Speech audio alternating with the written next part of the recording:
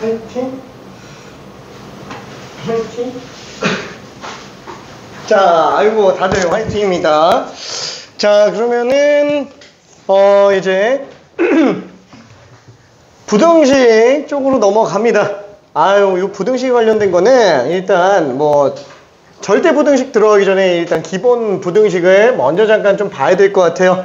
뭐, 어저께 고3한테도 설명했던 내용이에요. 수학하에 나와요. 이러면서 설명했던 내용입니다. 자, 일단은 우리가 다시 한번 식이 있어요. 양쪽에 변이 존재하는 어떤 식이 있다고 친다면, 두 가지, 나눌 수 있어요. 첫 번째는 등호가 들어가 있는 식, 그 다음에 두 번째는 부동호가 들어가 있는 식. 지난번에도 얘기한 겁니다. 등식은 항등식, 그 다음에 방정식 두 가지가 있겠고, 그 다음에 부등식에는 이제 절대 부등식과 그냥 부등식이 있어요. 다만 그냥 부등식을 조건 부등식이라고 그냥 생각해서 보면 됩니다. 자, 항등식은 뭐예요? 항상 등호가 성립하는 등식이 되는 거죠. 그 다음에 방정식은 이제 특정한 경우만 등호가 성립하는 식이라고 생각할 수 있습니다. 그래서 어차피 이거는 수학상에서 했었던 거고, 그쵸? 예를 들어서 항등식이면 죄다 똑같죠? 그러다 보니까 얘는 개수비교법 아니면은 뭐 수치대입법, 그죠? 미정계수법밖에는 안 나오고요. 방정식 같은 경우에는 뭐 이런 것들 해서 될 수 있는 게 2랑 마이너스 2밖에 없다. 그럼 절대부등식은 또 뭐라고요? 항상 성립하는 거, 그쵸? 항상 성립하는 거. 조건부등식은 특정한 경우만 성립하는 거. 그래서 절대부등식은 나중에 정리하겠지만 우리 맨날 뭐밖에 안 나와요? 실수의 제곱은 절대로 음수가 안 나온다. 절대부등식의 핵심은 얘밖에 없어요. 진짜 얘 하나로 다 끝나요. 고등 과정에서 항상 이거 생각해 줘야 됩니다. 실수 조건에서 제일 중요한 건 제곱하면 음수 안 나온다. 그럼 요것만 있어요? 아니, 뭐 요것도 있기는 해요. 실수는 절대값이어도 절대 음수 안 나온다. 그렇죠? 절대값으로 대체해서 봐도 됩니다. 제곱과 절대값은 별 차이 없는 애다. 그냥 크기는 차이가 나지만 부호적인 걸 가지고 나타내는 거구나 라고 생각해 주면 될 거예요. 자, 그러면 얘는 특정한 경우에만 성립하는 애들에 관련된 건데, 그럼 이 특정한 경우에 대해서 확인해 봐야 될 것들이 몇 가지가 있어요. 그래서 첫 번째로 봐야 될 게 뭐냐면은 부등식을 이용한 대소비교예요. 사실 뭐 그 실수 조건을 이용한 부등식의 대소비교에 관련된 내용이 따로 실수 성질을 이용해서 들어가는 것들이 있기는 하지만 어쨌거나 나는 얘 가지고 보통 정리를 합니다. 자, 이때 A라는 어떠한 수 또는 식이 있다고 칠게요. 그 다음에 B라는 수 또는 식이 있다고 칩시다.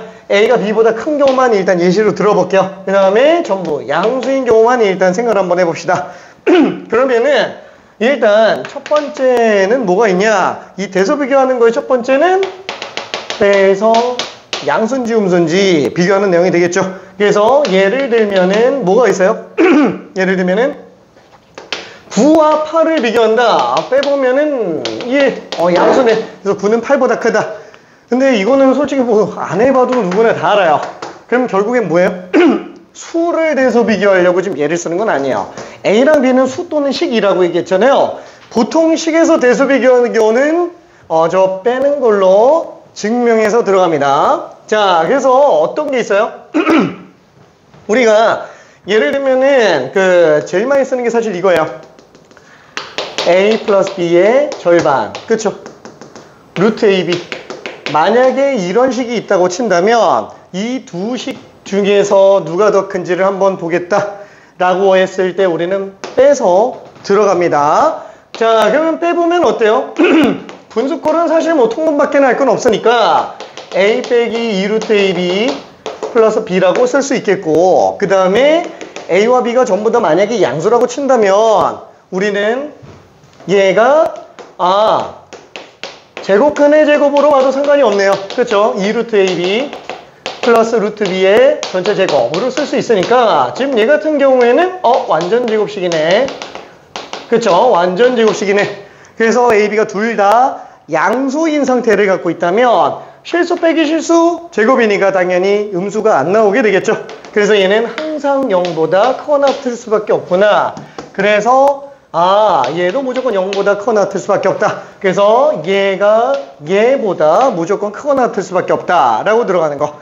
이게 산술기하 평균의 증명이죠. 괜찮죠? 이거는 일단 수식적으로 본 거예요. 일단 얘를 예시를 들어서 보려고. 근데 산술기하 평균에 관련된 건 조금 이따가 부수적으로 더 설명할 거고요. 일단은 이런 것들 증명하는 거 보여주려고 쓰는 게 지금 이거구나 라고 생각을 해주면 됩니다. 거의 대부분 다 빼서 증명하는 거라고 생각을 해주면 돼요. 자, 다시 한번. 다만 A와 B가 같을 때, 일대의 한정에서만 등호가 성립을 한다라는 것까지 알고 있으면 됩니다. 다시 한번 절대부등식은 나중에 다시 정리할 거예요. 일단 수식적인 것만 봤습니다. 자, 그 다음에 두 번째는 또 뭐가 있어요? 두 번째는 n제곱해서 빼주는 거예요. 어차피 양수면은 몇 제곱을 하더라도 대소 비교가 바뀌지는 않습니다. 그래서 이런 경우엔 보통 어떤 걸 많이 쓰죠? 예를 들어서 우리가 루트 3과 루트 2가 있더라. 이 둘 중에 누가 더 크냐? 라고 한다면 솔직히 말해서 그냥 루트 3이 더 커요. 이건 누가 봐도 그냥 뻔하죠. 2제곱 해보면 딱 아니까. 근데 문제는 이런 거예요. 만약에 얘가 세제곱 근 3이면 세제곱 근 3과 루트 2 중에서 누가 더 클까? 라는 거. 누가 더 큰지 그냥 딱 보이나요? 이게 사실 나중 가서는 그냥 바로 보일 정도가 돼줘야 됩니다. 자, 그러면 이때 얘는 어떻게 해주면 좋냐? 세제곱근이니까 3배수 제곱을 해주면 거듭제곱근이 날아가겠구나. 얘는 2배수 제곱을 하면 거듭제곱근이 날아가겠구나. 공통 적용해주겠다고 둘 다 6제곱을 해요. 그래도 대소관계는 바뀌지 않아요. 그렇죠? 그래서 지금 얘 같은 경우에는 세제곱근에다가 6제곱을 했다. 그러면 당연히 2제곱이 남겠죠? 그렇죠? 그래서 얘는 3의 제곱으로 남겠고 얘는 2제곱근을 6제곱을 했으니까 그냥 2의 세제곱이 남겠네. 그래서 이 경우에는 9 빼기 8이니까 양수네. 그래서 세제곱근 3이 루트 2보다 더 크다라고 확인할 수 있습니다. 그래서 보통은 이런 케이스는 어떤 때 써요? 거듭제곱근에서 씁니다. 거듭제곱근. 자, 그러면 이거 말고 다른 거에도 또 있나? 식에서도 또 있나? 식에서도 있어요. 그냥 식에서도 등장을 하는 것 중에 뭐가 있냐면 이런 것들. 예를 들어서 절대값 A 플러스 절대값 B. 얘가 절대값 A 플러스 B보다 크냐 작냐에 관련된 얘기예요. 물론 양수면 얘랑 얘랑 똑같아요. 그죠? 둘 다 양수면은. 근데 만약에 A, B가 양수함수가 왔다 갔다 할 수 있다라고 한다면 어떻게 하냐? 우리 제곱근은 굉장히 스트레스 받아요. 그래서 어떻게 하죠? 어차피 양수화 시키는 거니까 그냥 제곱을 한번 해보는 거예요. 2제곱을 한번 해봅시다. 그리고 한번 빼볼게요. 왜? 어차피 절대값 3에 제곱을 해도 3제곱이고 마이너스 3의 절대값에 제곱을 해도 그냥 마이너스 3의 제곱인데 어차피 부호 떼는 거는 똑같기 때문에 별 차이가 없다라는 거예요. 괜찮죠? 자, 그래서 이런 케이스는 정리한다. 그럼 얘는 절대값 A제곱, 그 다음에 2 곱하기 2배 절대값 A 곱하기 절대값 B, 그 다음에 플러스 절대값 B의 제곱, 그쵸? 그 다음에 얘는 빼기 절대값 A 플러스 B의 제곱으로 쓸 수 있을 것 같고요. 자, 얘 같은 경우는 어차피 절대값의 제곱이니까 그냥 A제곱으로 봐도 상관은 없어요. 자, 근데 문제는 요거예요. 절대값 두 개가 나와 있다. 얘는 어떻게 되죠? 예를 들어서 절대값 3 곱하기 절대값 마이너스 2다. 어차피 양수화만 하나 해주면 되기 때문에 그냥 3 곱하기 마이너스 2에다가 절대값 해도 사실 상관은 없어요. 괜찮죠? 이거는 왼쪽에서 오른쪽으로 가나 오른쪽에서 왼쪽으로 가나 차이가 있나요? 없어요. 이거는 서술형에서도 문제 나올 수 있습니다. 지금 이런 것들은 괜찮죠? 서술형에서도. 그래서 얘는 이거 따로 보지 말고 그냥 합쳐서 한번 봐보자. 그렇죠? 이렇게 쓸 수 있겠고, 그 다음에 얘는 그냥 B제곱. 그럼 얘는 제곱 들어가니까 통째로 제곱이라서 A제곱 빼기 2AB 플러스 B제곱으로 쓸 수 있겠고요. 그렇죠?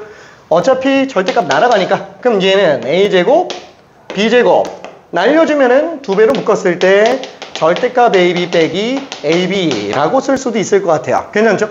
자, 그러면 일단 얘는 더 이상 어떻게 정리해야 되지? 잘 모르겠는데. 그래서 생각하는 게 어차피 절대값은 내부가 양수인지 음수인지만 보면 되는 거 아니냐. 수능 끝날 때까지 절대값은 내부가 양수인지 음수인지 가지고 본다면 수능 끝날 때까지 다 풀립니다.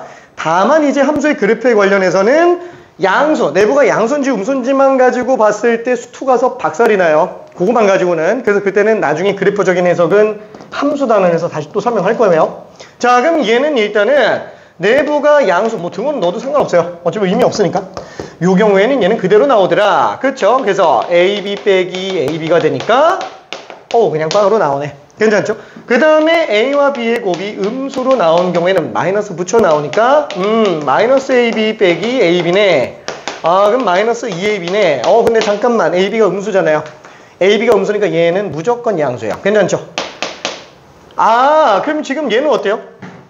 통째로 놓고 본다면 0 나오거나 아니면 양수만 나오거나 결론 무슨 뜻이에요? 음수 안 나온다라는 얘기예요. 괜찮죠? 얘는 항상 음수가 안 나와요.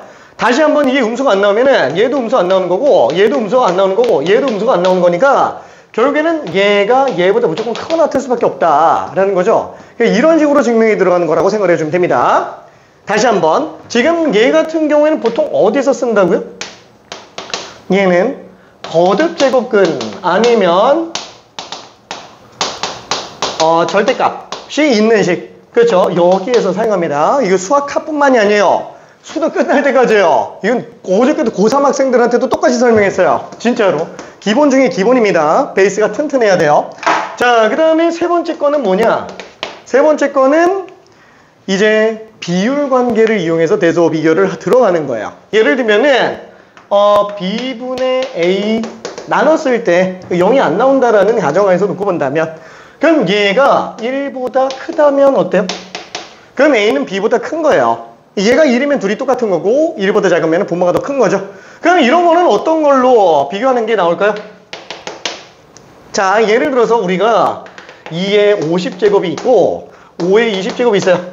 둘 중에 누가 더 커요? 자, 숫자가 좀 지나치게 크니까 사실 좀 긴가민가 해요. 자, 근데 이런 것들을 우리가 만약에 50제곱을 한다. 이건 좀 말도 안 되죠. 어차피 이게 10제곱이 1024인데 1024를 언제 5제곱을 하고 있어요. 그렇죠? 그래서 얘를 나눠서 한번 볼게요. 그래서 나눠서 본다면 얘는 5의 20제곱분의 2의 50제곱으로 쓸 수 있겠고, 그럼 얘는 어차피 공통된 10제곱을 가지고 있으니까 그냥 5분의 2 5의 2제곱분의 2의 5제곱으로 만들어 놓으면 전체 10제곱을 해도 전혀 상관이 없어요. 괜찮죠? 자, 그럼 이때 얘는 25분의 2의 5제곱 30인데 이거 10제곱이잖아. 1보다 큰 수는 어차피 계속 곱하면 곱할수록 숫자가 커지기만 하다 보니까 얘는 무조건 1보다 클 수밖에 없겠네. 괜찮죠? 그러다 보니까 2의 50제곱이 5의 20제곱보다 크구나 라고 생각을 할 수 있습니다. 자, 이게 어느 경우에 많이 쓴다고요? 거듭제곱은? 아니, 거듭제곱에서 지나치게 큰 거듭제곱인 경우들, 한마디로 지수와 관련된 애들의 문제에서 대소 비교로 많이 들어가게 됩니다. 자, 그게 일단 이 삼박자를 놓고 봤을 때 실제로 수학하에서 쓰는 거, 아니 수학하뿐만이 아니에요. 그냥 전체 고등 과정에서 놓고 봤을 때 이 1번으로 정리하는 경우가 몇 퍼센트? 한 90% 정도는 이걸로 다 끝내요. 그냥 죄다 이거라고 생각하면 돼요. 괜찮죠? 빼는 겁니다. 뭐야, 너무 쉬운 것 같은데? 아니라니까. 이게 식으로 나오면 되게 복잡해요. 그럼 모르겠으면 일단 빼보는 겁니다. 괜찮죠? 자, 근데 그 중에서 가끔 거듭제곱근이 나왔다, 절대값 나왔다, 그러면 그때는 거듭제곱을 이용해서 좀 날려줄 필요가 있구나. 그럼 얘는 어느 경우? 도저히 못할 때 이 정도로 나와요.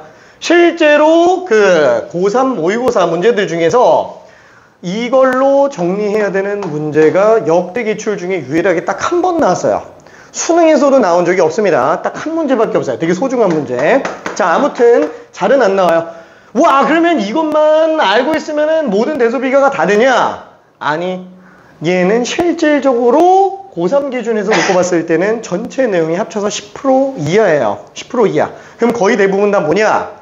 네 번째 걸로 들어가는데, 이거는 그냥 참고만 해요. 참고만. 그래프 가지고 대소 비교 들어갑니다. 그래프 가지고 대소 비교 들어가는 거. 그래서 원래는 증가 함수와 감소 함수에 관련된 얘기, 그 다음에 기울기에 관련된 얘기, 그 다음에 넓이로 대소 비교하는 이렇게 3박자가 등장을 하는데, 그 중에서 우리가 하는 거는 얘밖에 없어요. 증가함수와 감소함수를 이용한 대소 비교 관련된 얘기밖에 없고요. 기울기로 대소 비교하려면 적어도 기울기 함수에 관련된 거 미분은 알아야 돼요. 미분은 알아야 됩니다. 그래서 수토 때부터 등장을 하기 시작합니다. 얘는. 그러면 넓이는 대소 비교 어디서부터 들어가냐? 얘는 인테그랄 기호가 들어가는 적분이 나올 때부터 대소비교 문제가 나와요. 그래서 수투에서부터 등장합니다. 수투 끝부분에서. 자, 그러면 얘까지는 지금 필요가 없을 것 같고요. 얘는 지금 빼요. 빼고 이걸로 대소비교하는 것까지 좀 생각을 해볼 수 있구나. 자, 그래서 요거에 관련된 거를 별도로 따로 엄청 자세하게 보기에는 좀 그러니까 몇 가지 관련된 내용만 잠깐 볼게요. 증가감소에 관련된 대소비교에 관련된 거.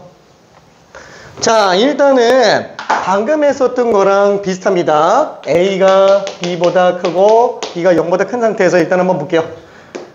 자, 제일 먼저 나오는 건 뭐냐면은 음수로 곱하는 경우에 음수곱을 할 때는 둘이 부동호가 반대로 바뀌는구나. 그쵸? 요거는 이름을 요렇게 좀 잡아볼게요. 좀 이름 잡고 들어가는 게 낫겠다. 그쵸? 부등호가 변동하는 케이스에 관련된 얘기예요. 다시 한번 요 상태를 기준으로 놓고 봤을 때입니다. 자, 그 다음에 두 번째는 뭐냐면은 역수를 씌웠을 때요. 자, 그래서 A분의 1과 B분의 1로 바꿔주면은 요렇게 뒤집었을 때 역수로 바뀌는구나. 그쵸? 그러면 잠깐만 얘는 항상 역수로 바뀌어요? 역수면 부등호가 바뀌어요? 그렇진 않아요. 뭐 예를 들어서 우리가 음수곱을 한다. 지금 우리가 양수로만 놓고 보기는 했는데 3이 2보다 크다. 그러면 마이너스 3은 마이너스 2보다 작다. 이거 맞아요.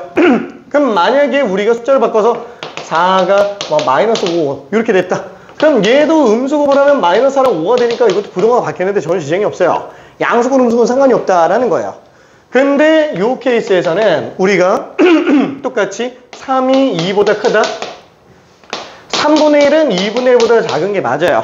그렇죠? 근데 예를 들어서 4가 마이너스 5보다 크다 그러면은 4분의 1과 마이너스 5분의 1 한다고 해도 얘는 부등호가 바뀌어요? 안 바뀝니다. 왜냐면 뒤집어 놓는다고 해도 양수가 음수보다 작을 리가 없어요. 괜찮죠? 다만 둘 다 음수인 경우, 그죠? 둘 다 음수인 경우에는 또 어때요? 바뀌어요. 괜찮죠? 부등호가 바뀝니다. 자, 그래서 얘는 어느 케이스에서 부등호가 바뀌냐? A, B의 부호가 같을 때만, 그죠? 같을 때 한정에서만 역수로 부등호가 변동이 이루어집니다. 자, 그러면 이거 두 개는 아까 이거랑 얘기한 게 좀 다른 거 아닌가? 라고 생각할 수 있지만 그게 사실상 감소함수에 대한 얘기 전부 다예요. 감소함수에 관련된 얘기 전부 다. 참고로 얘는 유리함수에 관련된 얘기이기 때문에 그냥 넘어가도 될 것 같아요. 자, 예를 들어서 감소함수라는 거는 뭐냐면은 x가 커질 때 함수값이 줄어드는 것들을 얘기하는 거예요. 그렇죠? 그래서 얘는 예를 들어서 우리가 만약에 fx라는 함수가 마이너스 x 함수다 라고 한다면 얘는 x가 커짐에 따라서 계속 감소하잖아요. 그러다 보니까 감소함수라서 a가 b보다 크다. 그렇죠? 그럼 fb랑 fa 중에서는 당연히 fa가 더 작은 거예요. 그래서 반대로 뒤집어지는구나 라고 생각할 수 있습니다. 괜찮죠? 자, 그러면은 fx가 x분의 1이다. 뭐 뒤에 유리함수에 관련된 얘기지만 뭐 일단 우리가 초등학교 때도 반비례식 봤었잖아요. 그래프 봤었죠. 그래서 그 그래프 입장에서 보면은 얘는 감소함수구나. 그렇죠? 감소함수기 때문에 b보다 a가 더 크면은 b 집어넣었을 때 값, 그 다음에 a 집어넣었을 때 값 반대로 바뀌는구나 라고 생각할 수 있어요. 그럼 왜 양수음수에서는 차이가 나요? 음수는 무조건 음수밖에 안 나와요. 감소하고 감소하는 거 맞는데 문제는 음수와 양수는 아예 그냥 갭 차이가 난다라는 거예요. 그래서 부호가 반대로인 경우에는 안 뒤집어집니다. 괜찮죠? 자, 그게 전부 다 이거에 관련된 얘기라고 생각할 수 있어요. 오케이. 자, 그러면은 요 내용 가지고 간단하게 문제 한 번만 좀 풀어봅시다. 자, 첫 번째 차이를 이용한 대소비교에 관련된 거. 일단 뭐 무난하게 130번 한 번만 풀어볼게요. 130번.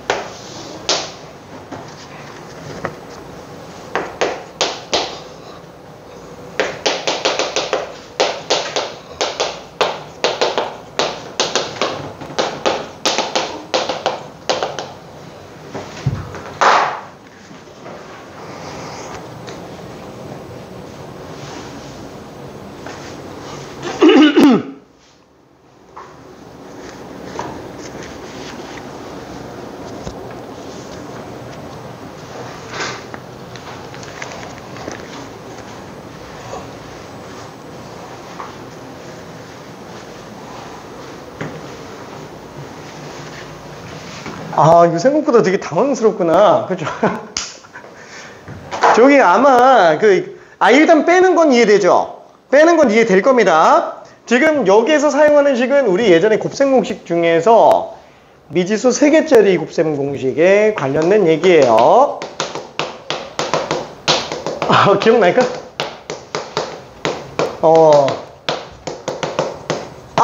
얘 아니다. 아, 미안해. 이거 아니다. 아, 이거 아니고. 미안해. 미안해.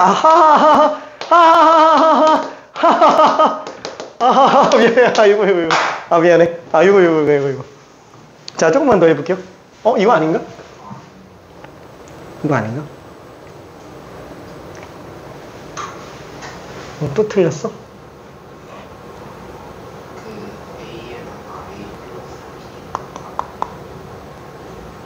아니야, 이거 맞아. 이거 맞아, 이거. 이거 맞아. 이거 맞아요. 이거. 그러니까 지난번에도 내가 수학하 상할 때도 계속 얘기했어요. 걔네 빼고 안 나온다고 얘기했어요. 수능 끝날 때까지. 그마저도 미지수 3개짜리 관련된 건 그렇게 많이 쓰지는 않습니다. 많이 쓰이지는 않아요. 네, 요거까지는 좀 쓰여요. 이거 어디서 많이 봤었죠? 좀 써줄까? 아닌가? 괜찮나? 오케이.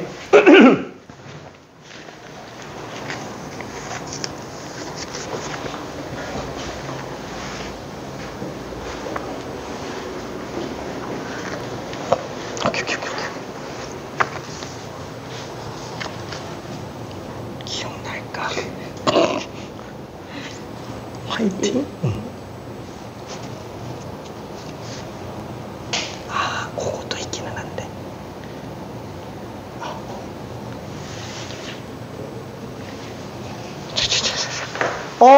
잠깐만. 저기 곱셈 공식 몇 개만 한번 해볼게요. 저기 고등수학 상에서 나오는 곱셈 공식을 몇 개만 써볼게요. 저희 수상 첫 시간에 썼던 내용. 자, 얘는 1번. A 플러스 B의 제곱. 그쵸? 뭐 플러스 마이너스에 관련된 거 얘는 그냥 생략할게요. 자, 그 다음에 두 번째 나오는 거 A 플러스 B의 세제곱. 이거 뭐 마이너스 나오는 것도 있겠죠. 이렇게 4개. 이건 수능 끝날 때까지 계속 나옵니다. 어차피 이거밖에 안 써요. 이거밖에. 3개짜리도 잘 안 써요. 그렇지만 3개짜리도 알기는 해야 되겠죠. A 플러스 B 플러스 C의 제곱. 그죠? 요게 지금 A제곱 플러스 B제곱 플러스 C제곱. 2AB, 2BC, 2CA.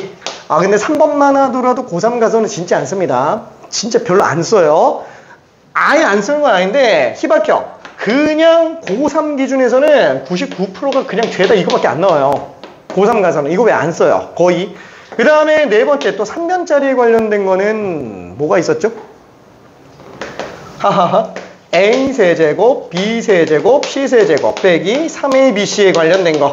그쵸? 자, 얘는 묻지도 따지지도 말고 외워야 된다 그랬어요. 언제까지? 1학년 끝날 때까지. 가끔 가다가 요거에 관련된 내용이 2학년 1학기 도형할 때 좀 있어요. 수원에 이제 삼각함수 활용할 때 이걸 가끔 쓰는 경우가 있어요.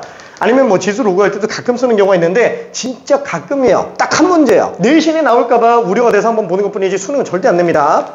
딱 1학년일 중간고사에서 거의 끝나요. 그럼 갑자기 여기서 여기 왜 얘기하냐? 어차피 얘가 인수분해가 된다면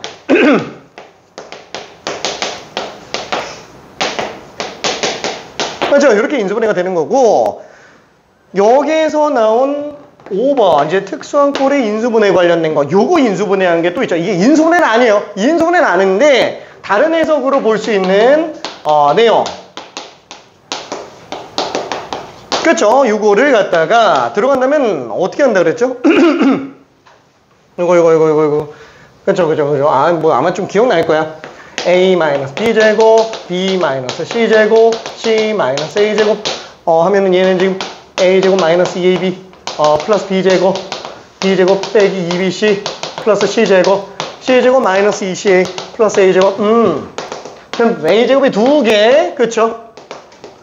그 다음에 B제곱도 2개 그 다음에 C제곱도 2개 그죠? 그 다음에 A, B, B, C, CA도 다 2개씩 나오는구나 그쵸? 그러다 보니까 얘는 2로 묶어주면은 A제곱 플러스 B제곱 플러스 C제곱 빼기 AB-BC-C로 나오지 않냐. 그래서 그냥 얘 2로 나눠주면 그냥 이거 나온다 라는 거. 괜찮죠? 그래서 2분의 1로 묶었을 때 A-B제곱, B-C제곱, C-A제곱. 그렇죠? 이렇게 정리가 됐었죠. 그래서 어떤 관계가 있었어요? 만약에 얘가 0이 나온다. 근데 막 A, B, C가 막 세변 길이 다 양수로만 나와요. 아니면은 얘가 0이 아니다 라는 조건이 있어요. 이렇게 나오는 경우는 무조건 얘가 0 될 수밖에 없겠고, 그럼 얘가 0 되는 경우라면은 요게 0 되는 경우니까 이게 빵 되려면 빵빵빵 아니면 안 된다라는 거예요. 어차피 제곱수는 절대 음수가 안 나오니까. 그죠? 빵빵빵. 그래서 이게 0 되는 경우는 결국 얘기하는 게 뭐예요? A, B, C가 다 똑같아야 된다라는 거. 괜찮죠? 요게 수상에서 계속 나오던 내용 중에 하나입니다. 딱 요거 하나가 아직 남아있어요. 그래서 지금은 어떠냐면은 수학하 같은 경우에는 솔직히 이 식은 빼먹어도 상관없어요. 안 나와요. 수학하에서는. 얘까지는 안 나옵니다. 수학상밖에 안 내요. 근데 얘는 아직 해요. 요건 중요해요. 요거는 수학하에서 뿐만 아니라 수학원까지, 내신의 한정에서는 수학원까지는 나올 수도 있어요. 얘는. 그래서 좀 중요하게 다뤄줘야 됩니다. 좀 요거 갖다가 놓은 거예요. 요거 갖다가. 미안해. 대표 문제 치고는 조금 조잡했죠. 대표 문제 치고는.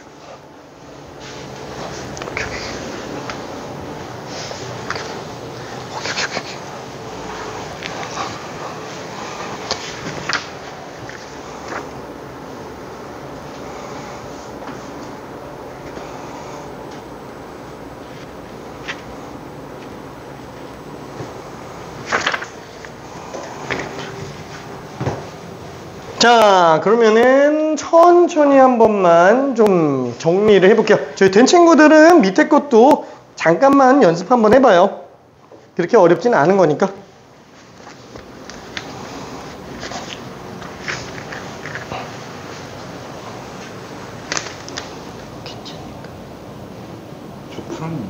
맞아.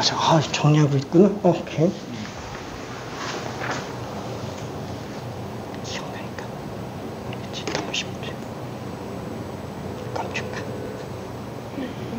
알았어.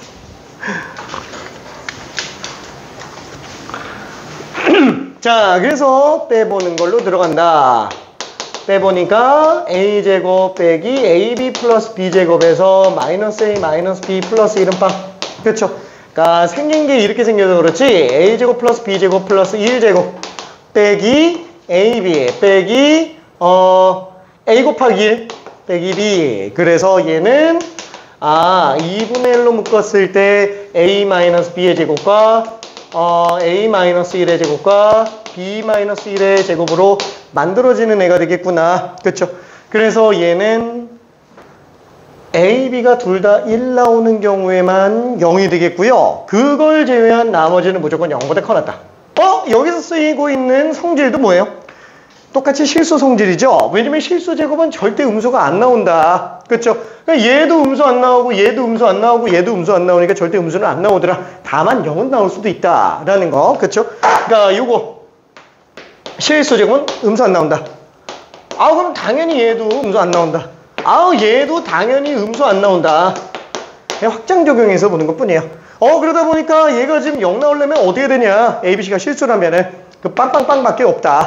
그래서 그게 지금 요 내용의 해석이었다라고 생각을 해주면 됩니다. 실수 성질은 엄청나게 중요해요. 실수 성질은. 자, 그러면은 133번 한 번만 해볼게요.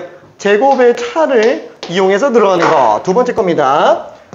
근데 많이 안 나와요. 그래서 실제로 이 두 번째 유형까지만 하고요. 나눠서 대서 비교하는 경우는 따로 유형 정리를 해놓진 않았습니다. 왜냐면 얘는 사실 대세는 아니어가지고.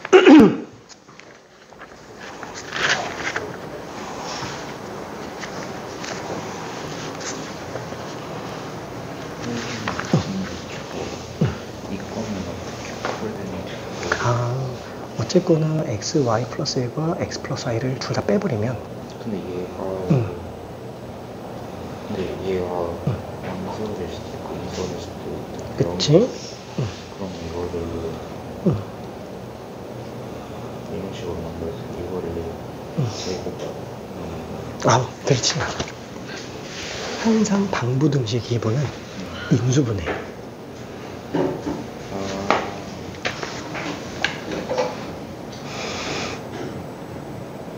일단 X로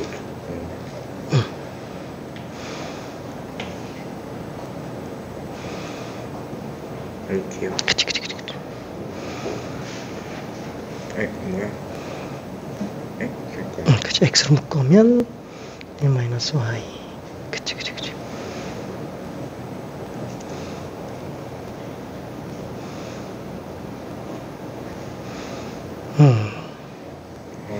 근데 1 마이너스 Y는 아니고 X 마이너스 Y는 그치.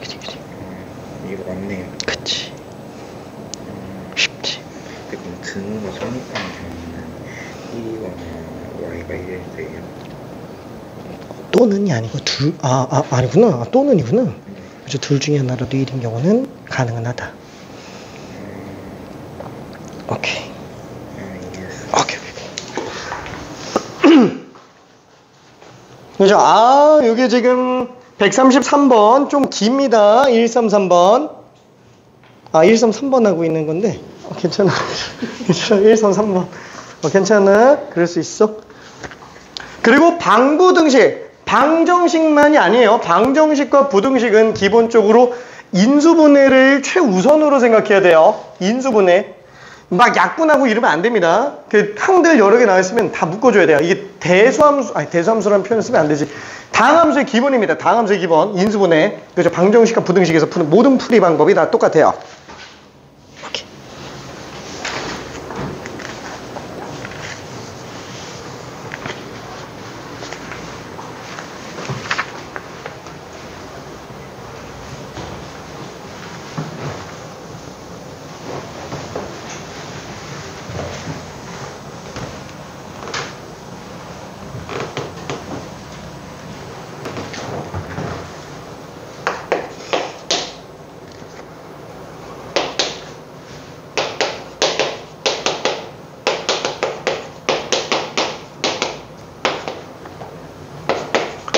저기 그 133번 같은 경우에도 야 이거 절대값 이거 나왔는데 이거 제곱해서 정리하는 건 알겠는데 일일이 제곱해서 정리하려고 하니까 너무 스트레스 받아. 안 할 수도 있나? 진짜 지긋지긋하게 많이 하는 학생들은 절대값 안 하고 그냥 보입니다. 진짜로 너무 많이 한 사람들은 딱 보면 보여요. 그럼 될 수밖에 없잖아. 막 이런 식으로. 그쵸? 근데 그게 되려면 일단 지긋지긋하게 많이 해봐야 돼요. 지긋지긋하게.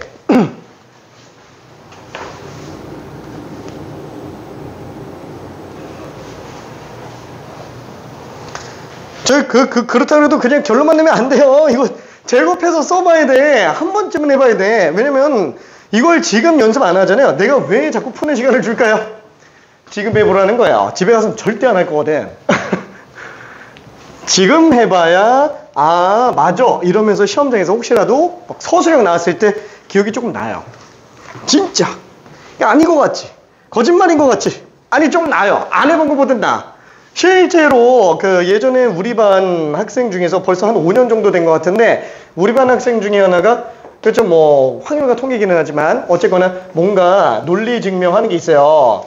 되게 좀 어려운 증명이 있어요. 그 증명을 내가 성격을 보면 알겠지만 난 공식 외우는 걸 극도로 싫어하잖아요. 공식 외우는 걸 극도로 싫어해서 나는 무조건 다 논리적으로 증명을 할 수 있어야 돼요. 다 보여줘요. 일단 너무 심각한 거 아니면 다 보여줍니다. 다 보여주는데 확통에 관련된 어떤 하나가 있어요. 근데 그거를 설명을 했어요. 근데 이 정도까지는 수리 논술급이니까 굳이 안 해도 된다라고 했는데 우리 반에 있는 학생 중에 하나가 한양대 수리 논술을 썼는데 하필 이 문제가 그대로 나온 거예요. 그래서 이걸 딱 보자마자 내 얼굴이 떠오르더래. 그래서 그냥 막 발랐대요. 그리고 나서 이제 수능 성적 나왔는데 이제 탑10도 이제 상향인 상태. 그래서 어디 써야 되나 이러고 있는데 한양대 합격. 수시 수리 논술 합격 해서 그 순간부터 이제 정시 어디다 넣을지 고민하고 있다가 합격 전화 받고서는 이제 그 즉시 어머님이 먹을 거 사들고 왔어. 감사하다고. 아무튼 그래서 되게 잘 갔어요. 그러니까 뭐냐면은 이 친구도 솔직히 생각해봐요. 아, 이런 거랑은 비교가 안 되겠죠. 되게 복잡해요. 되게 복잡한데 정말 꼼꼼하게 설명하고 안 되겠어서 한번 해보라고 했어요. 진짜로. 그 이후에 내가 몇 번 물어봤어요. 집에 가서 해본 적 있니? 아니요. 당연히 안 해요. 늘 얘기하지만 나는 미안해. 정말 미안한데 내 마인드가 뭐냐면 스스로 알아서 하는 학생은 없다예요. 그냥 그 학생은 미안해. 학생을 믿어야 되는데 학생의 성취도는 믿으면 안 된다. 그냥 이게 내 마인드야. 그냥 기본 마인드가. 그냥 내가 다 확인해야 돼. 그냥 일일이 다 확인해야 돼. 그래야 내가 안심이 돼요. 진짜로. 그래서 자꾸 일일 테스트 같은 것도 보고 있는 것도 그것 때문이고, 그 다음에 하는 거 옆에서 자꾸 지켜보는 것도 그것 때문이에요. 왜냐면 내가 한번 딱 보잖아. 보고 나면은 이제 이게 머릿속에 남았는지 안 남았는지가 보여요. 그게 시험장 들어가면 고스란히 그대로 나와요. 그 제일 문제점이 뭐냐면은 막 이런 거 있잖아요. 막 문제집 뭐 학교에서 부교재가 있어. 부교재가 있는데 그 부교재를 나는 한 번 다 풀었대. 막 3번 풀었대. 3번 풀었는데 내가 봤을 때는 이건 한 번도 제대로 한 게 아닌데? 라는 생각이 들어. 근데 본인은 3번 했다고 생각하는 거야. 시험장 가서 시험 보는데 점수가 안 나와. 나는 이렇게 많이 했는데 왜 안 나오지? 제대로 한 게 한 번도 안 되거든. 그러니까 이게 딱 봤을 때 어떻게 하는 게 제대로 하는 건지를 알아야 돼요. 확실하게 한 번쯤은 깔끔하게 정리해서 봐야 됩니다. 그래서 지금 얘 같은 경우는 어때요? 솔직히 말해서 아까 전에 예제 한번 보여줬잖아요. 그거 만약에 이해했으면 그냥 넘어가도 돼요. 그냥 뭐 숙제로 하라고 하면 돼요. 근데 숙제로 하면 어때요? 딱 보고 제고 안 해보고 맞네. 안 되네. 이러고 그냥 넘어간다라는 거야. 진짜 안 돼요. 그건 하는 게 아니야. 그거는 한 번쯤은 꼭 해봐야 됩니다. 그래서 지금 시간 드리고 하고 있는 거예요. 자, 그러면 일단 기억 같은 경우는 어떻게 들어가요? 제곱해보는 거야. 제곱하고 제곱하고, 그쵸? 이제는 그냥 제곱 한 번에 쓸 수 있으니까 그냥 바로 갑시다. 그럼 제곱하면은 a제곱 빼기 2ab 플러스 b제곱.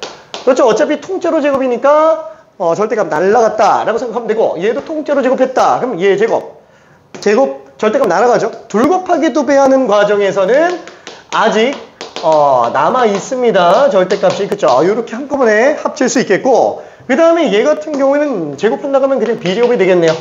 그쵸? 그러면 얘는 아까 본 거랑 똑같이 a제곱, b제곱 날려서 볼 수 있겠고, 그럼 얘는 마이너스 2ab에다가 플러스 2절대값 ab가 되겠네요. 그래서 마이너스 2로 묶으면 ab 빼기 절대값 ab가 될 텐데, 여기서는 솔직히 굳이 ab의 곱이 양수인지 음수인지 굳이 억지로 나누진 않아도 돼요. 솔직히 절대값이 그냥 값보다 작을 리가 없잖아요.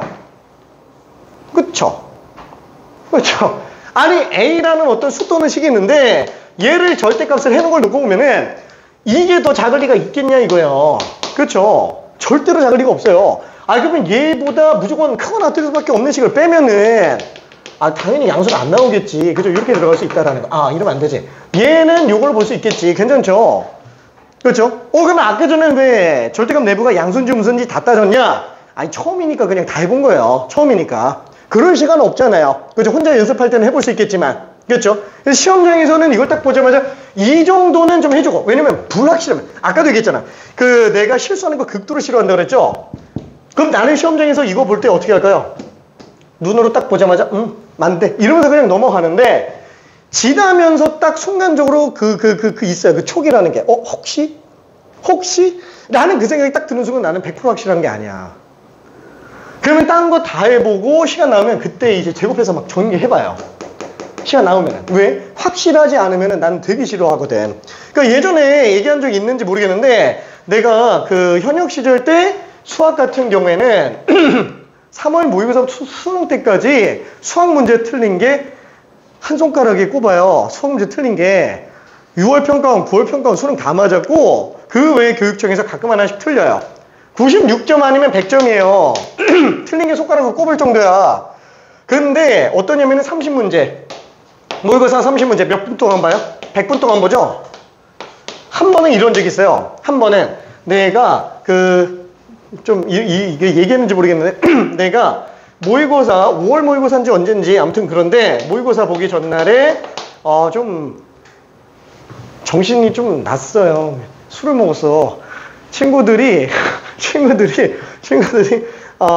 사실 내가 고3 때 그 성적도 그렇고 내 주변에 공부하는 지인이 없어요. 진짜로 공부하는 지인이 없어가지고 근데 내가 21살 때, 3수 때, 뭐 20살 때까지는 어차피 놀았으니까 21살 때 공부 시작했을 때는 애들이 다 군대를 가 있어요.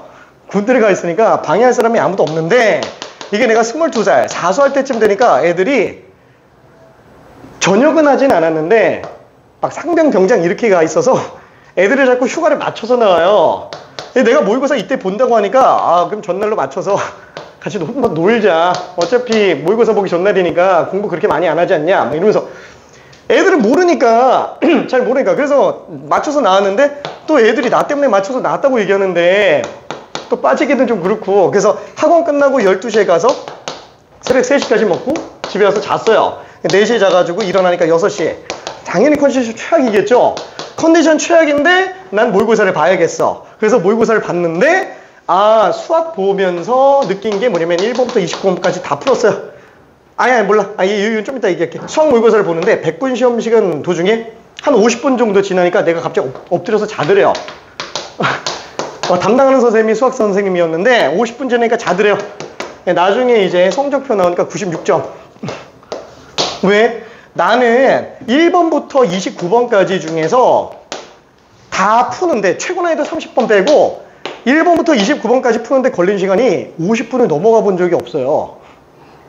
진짜로 넘어가 본 적이 없어요. 근데도 왜 96점이 나오냐? 이런데도 96점이 나온 경우는 뭐냐? 진짜 교육청 같은 경우는 30번 문제들이 여기 스텝 4 있잖아요. 내가 진짜 이것까지는 좀 너무하다 싶은 거 그거는 비교가 안 되는 애들이 나와요. 이건 진짜 맞추라고 낸 문제냐? 그냥 아예 작정하고 전원을 다 틀리게 만드는 게 좀 목적인 거예요. 그러니까 뭐 하나 살짝 빠뜨리면 그냥 오답이에요. 뭐 하나. 근데 그것도 엄밀하게 따지는 경우 웬만해선 난 다 따지거든. 다 따지는데 이건 진짜 너무했다 싶은 거. 그런 것들이 하나씩 있어요. 교육청들은. 그때 이제 96점 나오는 거야. 근데 이때가 교육청이었는지 아무튼 사설이었는지 모르겠는데 29번까지 다 풀었어. 그럼 나는 딱 푸는 순간 무슨 생각이 드냐? 난 일단 29번까지 다 맞은 거야. 왜? 난 실수를 안 하거든. 왜? 이미 검토를 여러 번씩 하면서 왔기 때문에 내 딴에는 한 줄 내려갈 때마다 검토를 한두 번씩 해요. 거의 한 2번씩 하고 내려가. 한 줄 내려갈 때마다. 근데 그때 걸리는 시간이 1, 2초예요. 진짜로. 그래서 29번까지 50분도 안 돼서 다 풀었는데 난 다 맞았어. 근데 30번을 딱 보니까 아까 얘기한 그 사이즈야. 이거는 도저히 내가 50분 동안 들이대도 정답을 장담할 수 없는 그런 문제 있잖아요. 정답을 장담할 수 없는 문제. 자자. 그냥 잔 거예요. 왜냐면 다음 모의고사 문제 뭐 영어랑 이제 탐구 좀 신경 써서 보려고. 뭐 어쨌거나 뭐 내신이랑 이런 건 상관없지만 그래도 내 페이스를 좀 유지해줘야 되니까 그냥 잔 거예요. 나 어차피 1등급 확실하니까 96점이면 당연히 1등급이라서. 그러니까 결론은 뭐냐면은 이렇게 50분 만에 이렇게 푸는데도 불구하고 나는 검토를 다 한다라는 거예요. 검토를.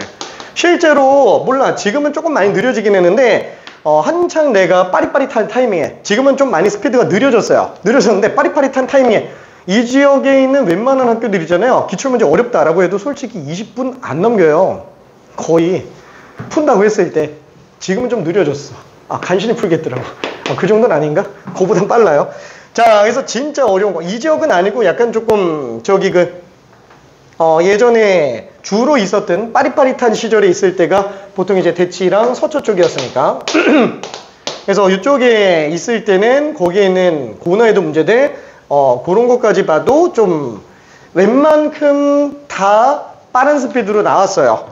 자, 근데 지금은 뭐 스피드가 빠르지는 않더라고. 미안.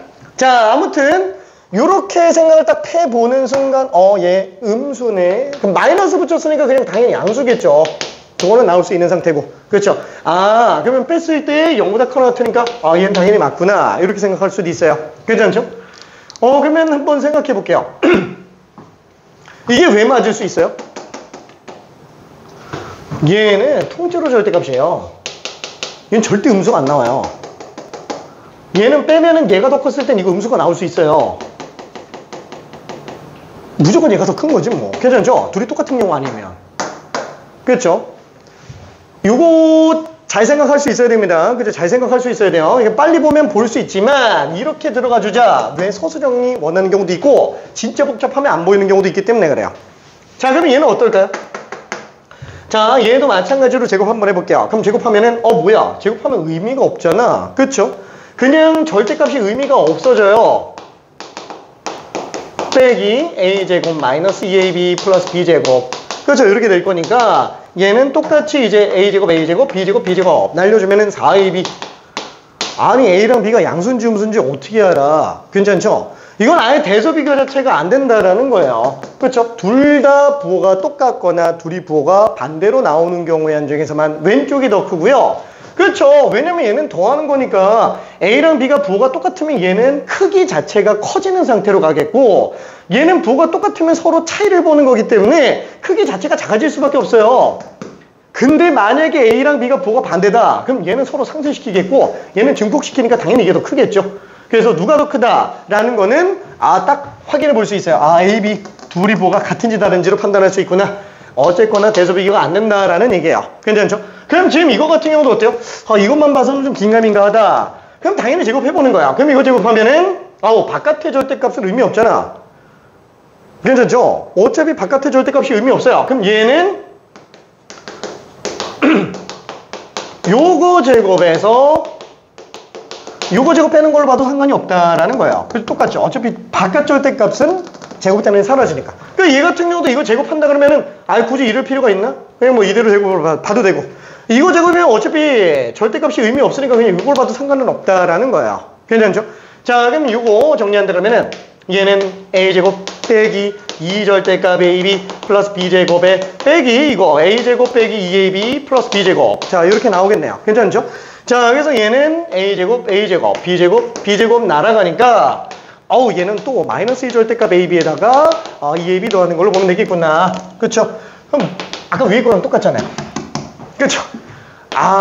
거의 뭐 차이가 없네. 그쵸? 그럼 얘는 또 절대값인데 얘보다 작을 리가 없잖아요. 그쵸? 이거는 똑같이 이렇게 들어가겠고 이렇게 되겠네. 괜찮죠? 자, 디귿은 당연히 맞다라고 생각할 수 있습니다. 오케이. 자, 그러면은 뒤쪽으로 넘어가 볼게요.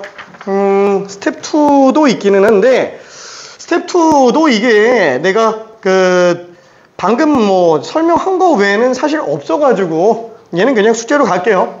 얘는 숙제로 스텝 2 문제는 방금 설명한 게 전부 다예요. 방금 설명한 거 이걸로만 그냥 다 끝납니다. 어려울까? 쉽지 않아요? 쉽다.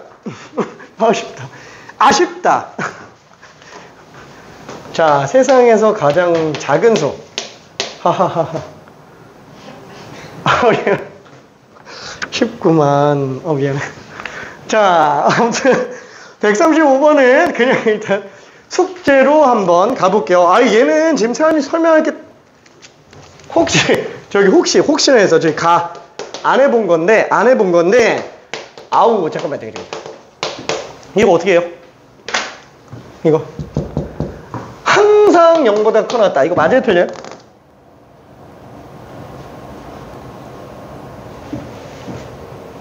잠깐만 안 되겠다. 참이면 동그라미, 아니면 X.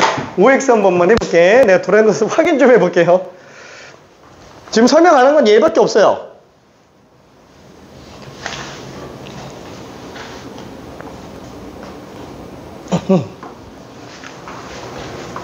따란.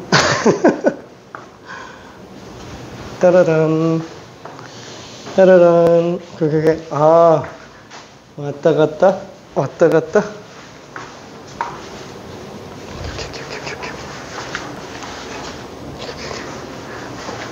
오케이.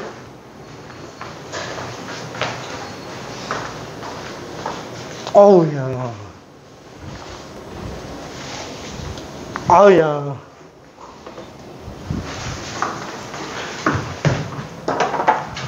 그래도 이렇게 많이 맞았네. 5대1. 자, 그러면 얘는 지금 민주주의에 의해서 이게 맞다. 근데 이게 맞는 이유가 뭐냐면 아까도 얘기했지만 모든 실수에 대해서 항상 성립한다 라고 한다면 실수의 성질을 이용하는 것밖에 없고 실수 성질은 뭐밖에 없다 그랬어요? 이거밖에 없어요. 이게 다예요. 모든 절대부등식이고 뭐고 그냥 이게 다예요. 가끔 한 번씩 나오는 게 이제 절대값으로 나오는 애들도 있는데 어차피 얘는 그냥 절대값 관련된 건 그냥 제하면 다 되니까 별로 신경 안 써도 되고요. 얘만 잘 생각해 주면 돼요. 그렇죠? 그럼 얘는 어떻게 하지? 그렇죠? 아까 전에 얘기했지만 a제곱 플러스 b제곱 b 0 이상이다. 아니면은 요걸로 들어가도 상관은 없어요. 근데 잠깐만 얘 완전 제곱식이 안 되는데? 그럼 어떻게 하지? 어떻게 하지? 자, 두 문자 이상 나와 있을 때는 당연히 제일 먼저 생각해 봐야 되는 게 내림차순에 관련된 얘기고요. 그러면 내림차순으로 놓고 봤을 때 두 문자 중에서 나는 A에 관련된 내림차순으로 그냥 보고 싶어요. 왜냐면 일단 그렇게 돼 있으니까. 그럼 당연히 뭘 만들면 돼요? 완전 제곱식 만들어야지. 그렇죠? 그럼 A에 관련된 완전 제곱식을 만들어야 되는데 2차 계수는 1이고 1차 계수가 지금 B인 상태예요. 얘는 그냥 상수항 취급하고 그냥 냅둬요. 괜찮죠? 상수항 취급하고. 그럼 얘는 지금 당장 어떻게 쓸 수 있지? A제곱 플러스 AB. 2차 계수가 1일 때 1차 계수의 절반에 제곱으로 만들어 놓으면 얘는 완전 제곱식이 되겠네요. 그럼 남은 거는 4분의 3b 제곱 어차피 얘도 완전 제곱식 그대로 냅두니까 그냥 냅둬요. 괜찮죠? 그러면은 요거 마저 정리했을 때 나오는 식이 a 플러스 2분의 b의 제곱에다가 4분의 3b 제곱이구나. 실수 제곱 플러스 실수 제곱. 그렇죠? 절대로 음수가 나올 리가 없구나 라고 생각할 수 있습니다. 괜찮죠? 그래서 요거는 언제 연습했던 거예요? 하하하, 수학상에서 연습하던 겁니다. 수학상에서 연습하는 거. 다만 부등식에서는 쓰는 일이 처음 등장한 거라서 아마 좀 어색할 수도 있을 것 같기는 해요. 그렇죠? 근데 제곱 엄청 중요합니다. 실수는 제곱보다 중요한 게 없어요. 자, 그래서 지금 우리는 요 내용을 여기서 정리했고요. 요 짤막하게 하나 더 쓰면 실수 조건을 이용한 부등식의 실수 조건을 이용한 부등식의 증명이라고 할까? 그쵸? 실수 조건 뭐밖에 없다고요? 이거밖에 없어요. 그냥 얘밖에 없어요. 어느 정도? 별이 100만 개. 그래서 이거밖에 없어요. 이거밖에 없어요. 오케이. 이거 실수 조건을 이용한 부등식의 증명. 이 앞에다가 내가 써놓기는 했어요. 이거 어디다 써놨냐면은 어디 갔더라? 어디다가 썼지?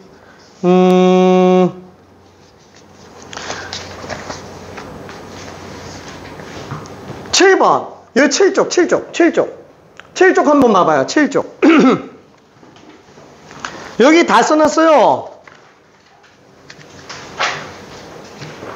절대부등식이라고 해놓기는 했지만 절대부등식이 뭐에 대한 건지 용어 정의를 해놨고요. 예시랑 참고 써놨고, 두 번째 두수 또는 두식의 대수비교, 그게 부등식을 이용한 대수비교.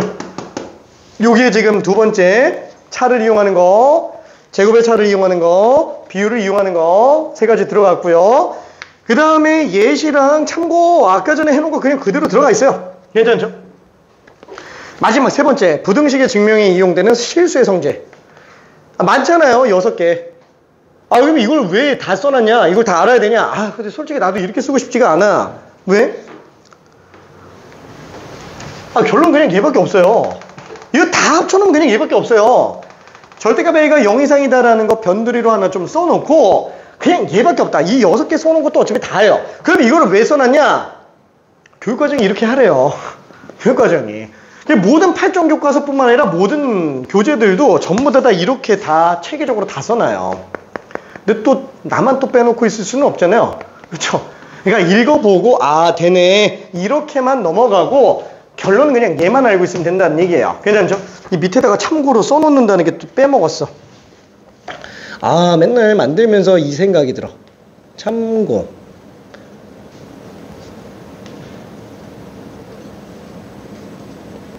그죠? 나중에 수정해놔야지. 자, 아무튼 크게 필요할 건 없습니다. 자, 그러면은 이제 여러 가지 절대부등식에 관련된 걸로 볼게요.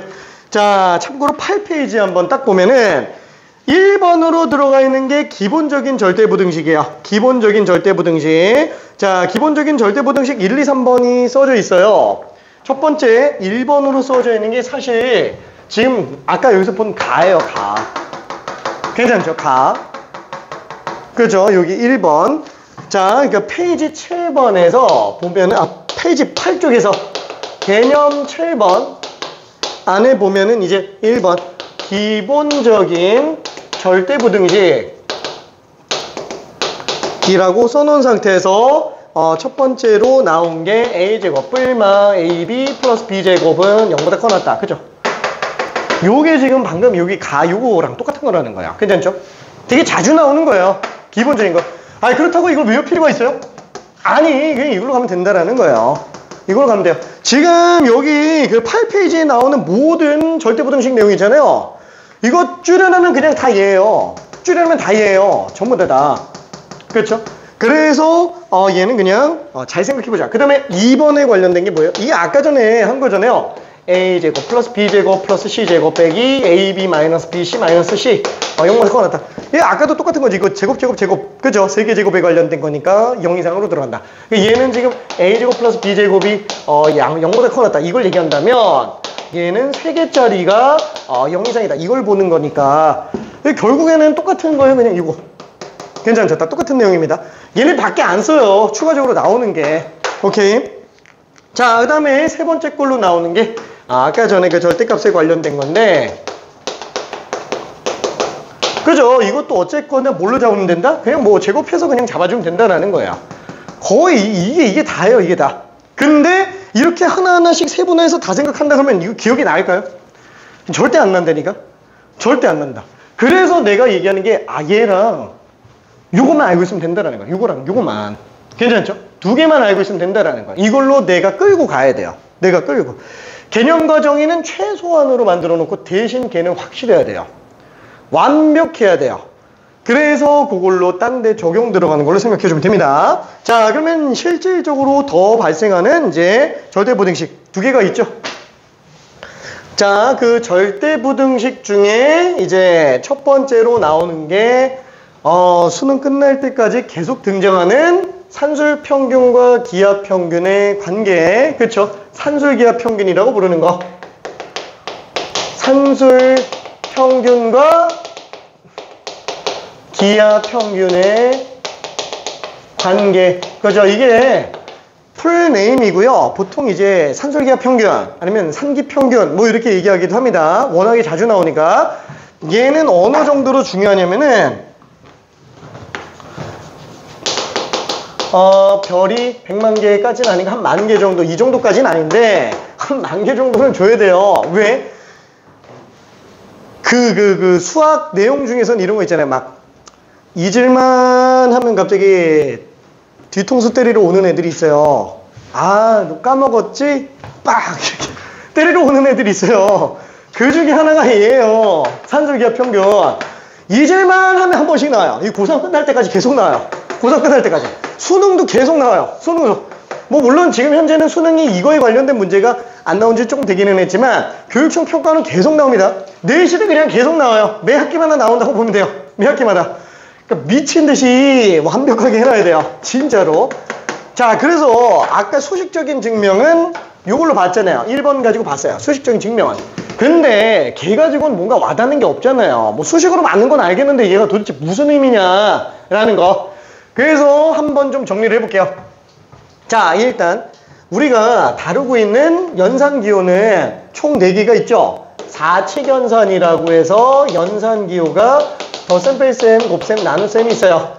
자, 근데 나는 4칙연산이라고 안 하고요. 2칙연산이라고 해요.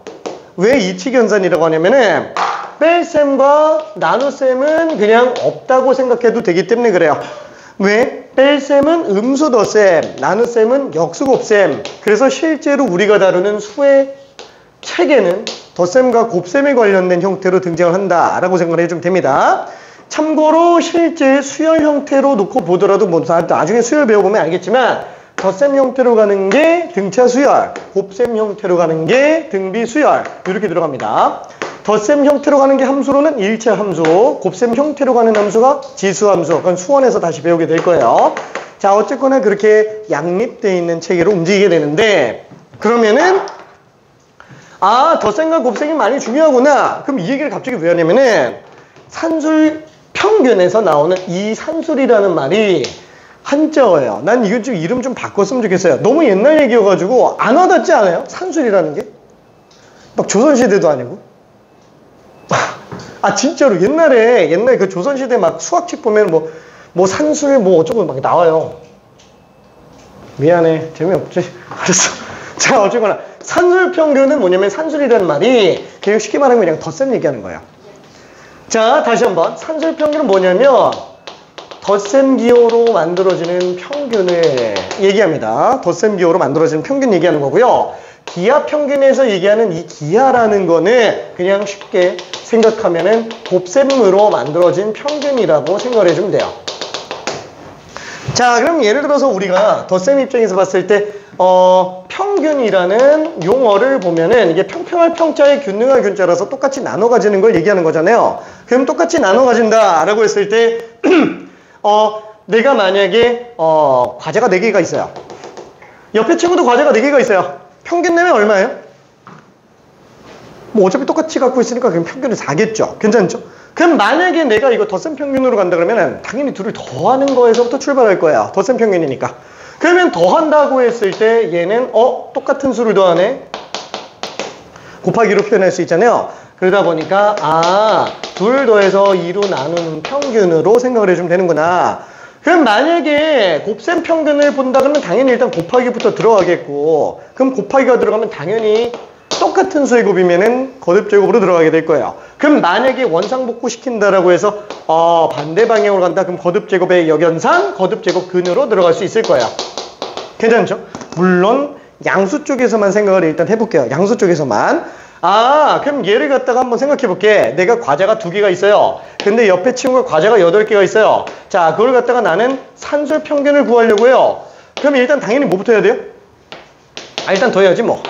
2개 더했으니까 당연히 뭘로 나눠야 돼요? 당연히 2로 나누는 거야. 4개가 되겠네. 괜찮죠? 자, 그러면 기하 평균을 한번 구해보려고 해요. 그럼 기하 평균이면 당연히 곱한 상태에서 제곱근을 씌워주면 되니까 얼마? 틀렸다. 5. 괜찮죠? 얘가 4가 되죠. 괜찮죠?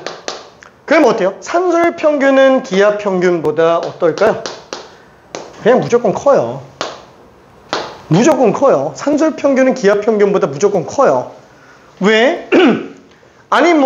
이 기하적인 애들 같은 경우에는 나중에 그래프를 보면 알겠지만 산술적으로 증가하는 애들은 이런 식으로 직선 형태로 따라가게 되는데 기하 평균 같은 경우는 곡선 형태를 따라가요.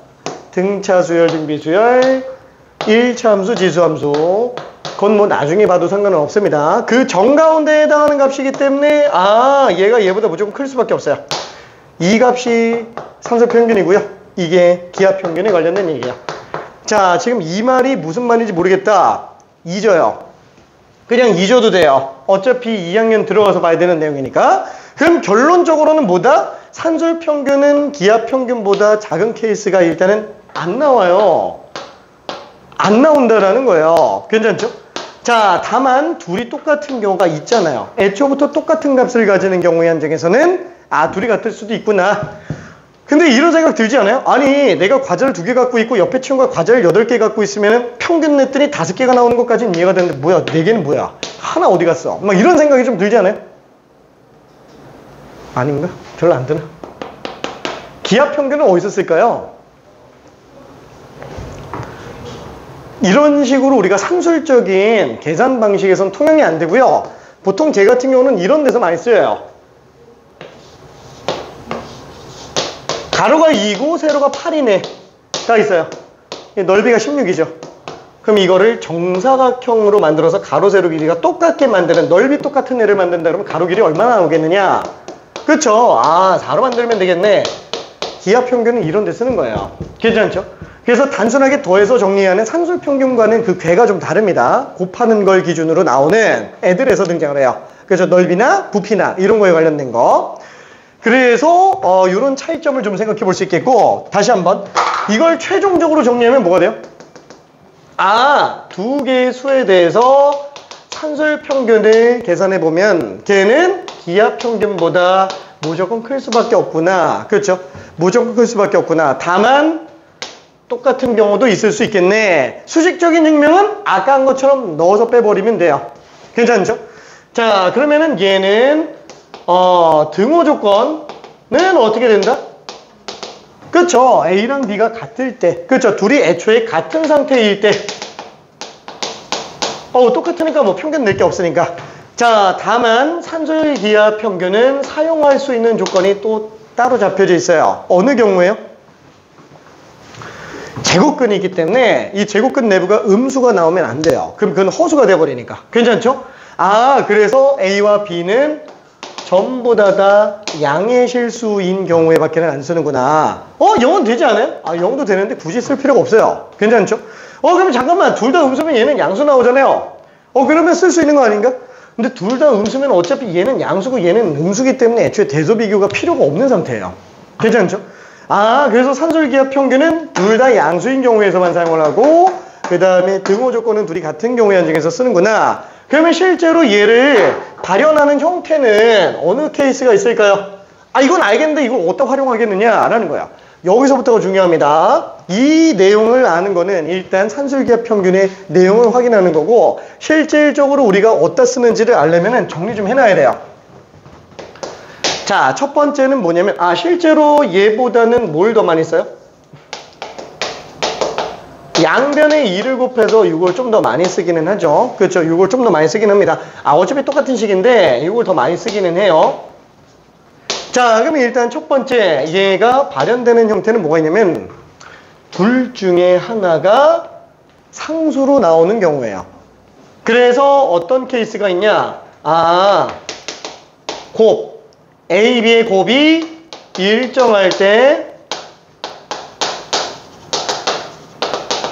합의 최소값을 구하는 용도로 써요. 이걸 물어볼 때 쓰고요. 그 다음에 두 번째는 언제 쓰냐? 합이 일정할 때, 얘가 상수예요. 그래서 합이 일정할 때 이 곱의 최대값, 그렇죠? 곱의 최대값을 구할 때 이때 씁니다. 그럼 일정하지 않을 때는 안 쓰나요? 일정하지 않을 때는 안 써요. 일정한 게 안 나오면 안 씁니다. 그 이유는 조금 이따가 볼게요. 그건 조금 어려운 내용이니까.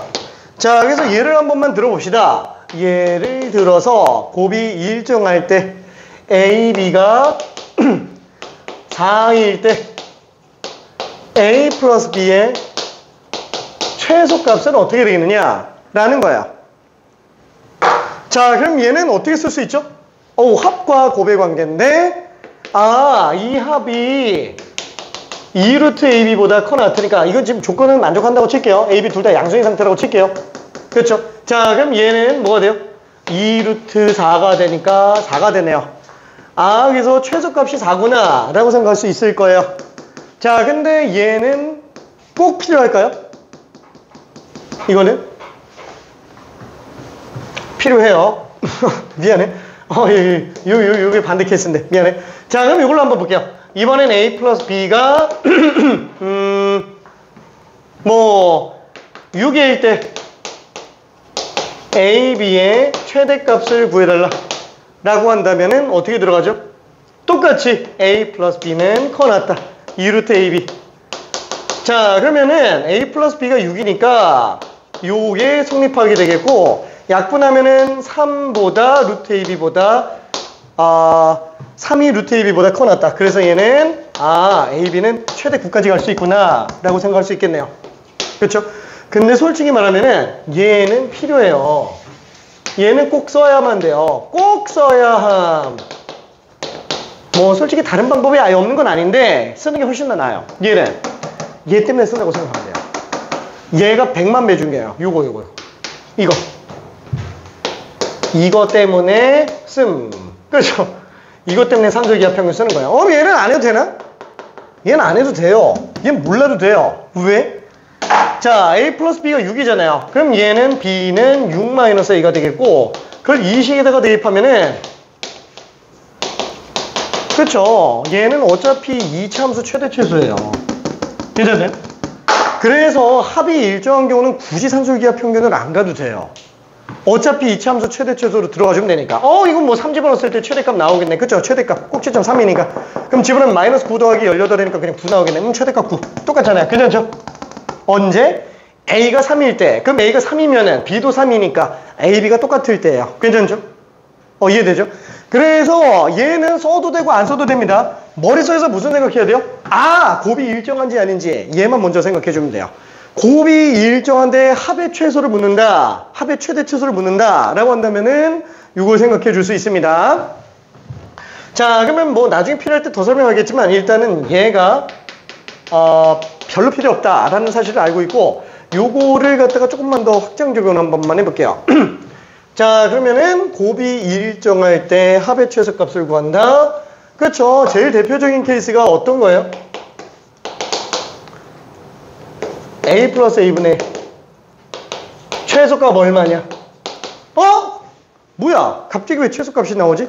그쵸? 이게 넓게 따지면은 얘랑 얘는 어차피 하나의 수인데 그 자체로 이미 곱하는 순간 얘는 그냥 1로 나와버리니까 한 문자로 나와 있는 경우에는 곱이 일정한 형태들이 있기는 하구나 라고 생각해 줄 수 있을 거예요. 그래서 물론 A가 양수인 경우에 한정해서입니다. A가 양수인 경우에 한정해서 그러다 보니까 A 플러스 A분의 1은 2루트로 쓸 수 있겠고 얘는 최소값이 그냥 2로 나오는구나 라고 생각할 수 있겠네요. 그렇죠? 곱이 일정한 상태니까. 그럼 만약에 이거 변형해서 확장 적용한다. 그럼 어느 케이스가 나와요? A 플러스 A분의 1의 최소. 이런 거 어떻게 하지? 얘는 곱이 일정하지가 않은데. 그렇죠? 어떻게 하죠? 그쵸. 지금 얘는 이 분모 바꿀 수는 없지만 얘는 그죠? 이렇게 써주면 뒤에 가서 1 빼줘도 상관은 없지 않냐. 그쵸? 그래서 얘는 요것만 놓고 봤을 때 최소값이 2 곱한 거가 그냥 1로 나온다. 그래서 2 빼기 1이니까 최소값이 1인 걸로 그냥 바로 볼 수 있어요. 그쵸? 자, 그러면 이거 말고 다른 케이스는 또 뭐가 있을까요? 딴 건 별로 없네. 그쵸? 딴 건 별로 없어요. 나머지 관련된 내용은 한 번에 설명하기는 조금 힘드니까 문제 몇 개 일단 좀 풀고 부연 설명은 그때 다시 좀만 더 가볼게요. 자, 일단은 산술기압 평균만 봤습니다. 코시-슈바르츠는 나중에 다시 볼 거예요. 자, 일단 40번부터 45번까지만 후딱 한번 해볼게요. 쉽지만 한 번만 후딱 가볼게요. 40번부터 45번까지.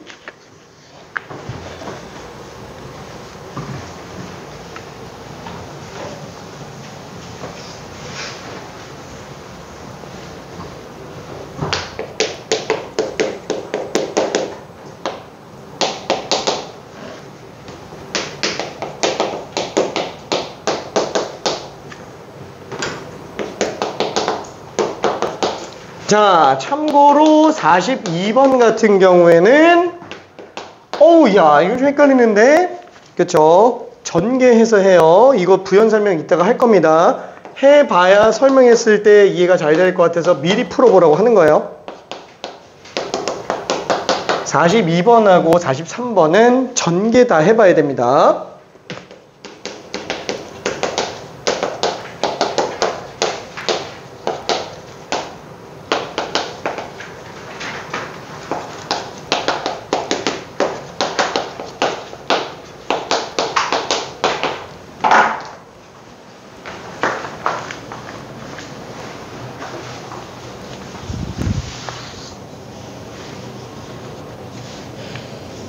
빠르다.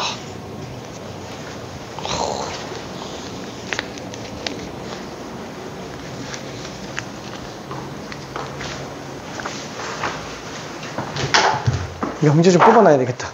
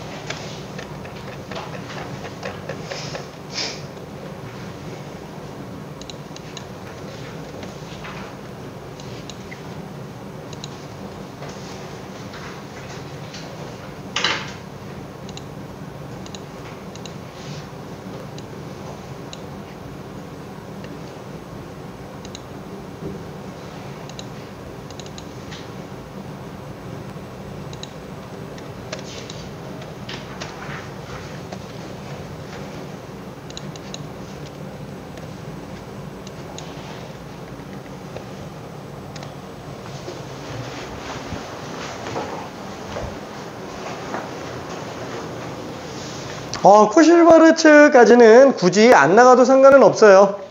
코시슈바르츠는 조금 이따가 설명을 할게요.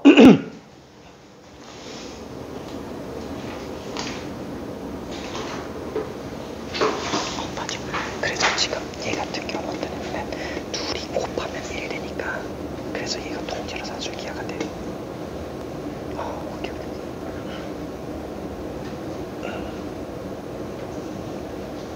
그래서 A, B로는 곱면은 2루트 2 곱하기 그래서 2루트 1이 되니까 얘가 최소가 1이 돼요. 2가 돼요. 오케이.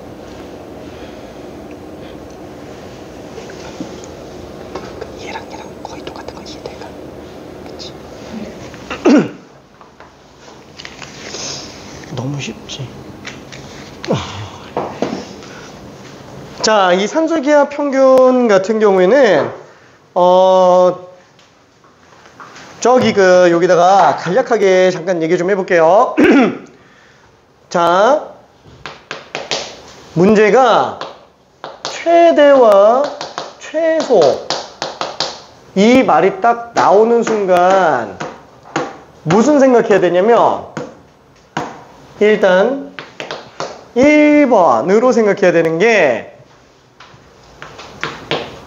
2차 함수 최대 최소예요.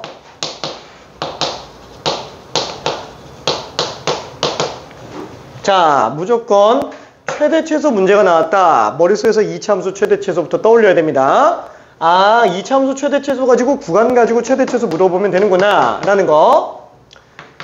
두 번째는 나중에 수투 들어가면 이제 미분적분 배우는데 그때 이제 미분적분 이용해서 들어가는 방법이 있기는 해요. 근데 그건 나중에 쓰고요. 산술기하 평균입니다. 자, 한마디로 무슨 뜻이냐면은 이거 외에는 쓸 게 없다라는 거예요. 함수 중에 구간에 따른 최대 최소 문제 들어가는 경우 얘 어차피 치원에서 보는 거 그 외에는 산술기하 평균. 그래서 뭐냐면은 최대 최소 문제가 나왔다면은 일단 안 쓰더라도 머릿속에서 산술기하 평균을 떠올려야 돼요. 이거 되게 강조 많이 합니다. 3년 내내 얘기를 해요. 모든 학생들한테. 3년 내내. 특히 고3들한테 계속 얘기해요. 최대 최소가 나왔다. 안 쓰더라도 산술기하 평균을 머릿속에서 생각해야지.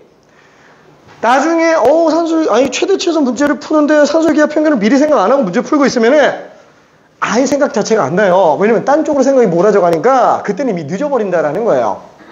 그래서 무조건 산술기하 평균부터 먼저 떠올리고 그 다음에 딴 것도 해보지만 안 되면 이건가 보다 이러면서 그냥 들어가면 됩니다.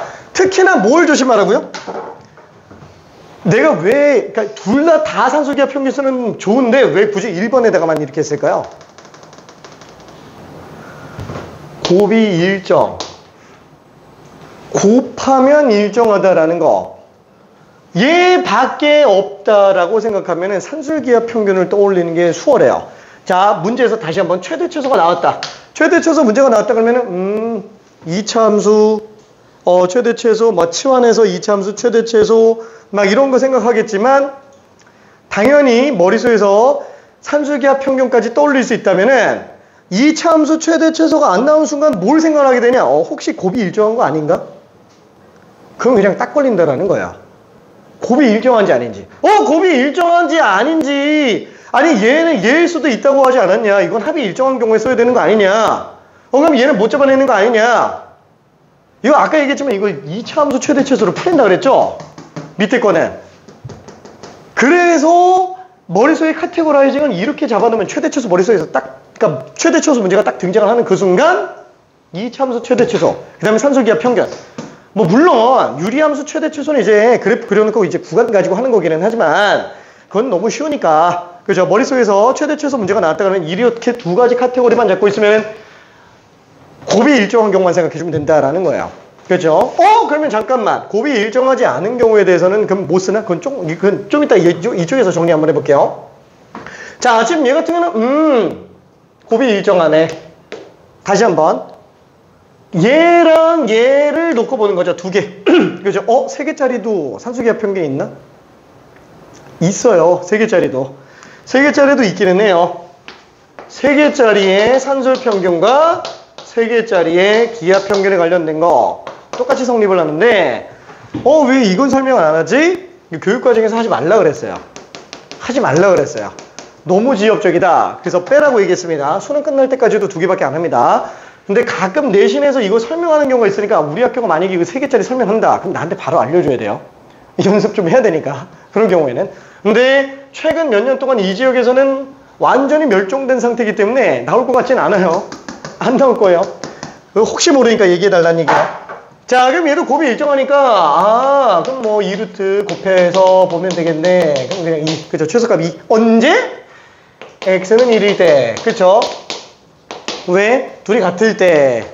그쵸? x랑 x분의 1이 같을 때. 그러면 x랑 x분의 1이 같을 때면 x가 플러스 1인지 마이너스 1인지 모르지 않냐? 아니, 산술기하 평균은 양수밖에 안 쓴다. 괜찮죠? 오케이. 자, 그러면은 밑에 것도 한 번만 또 봅시다.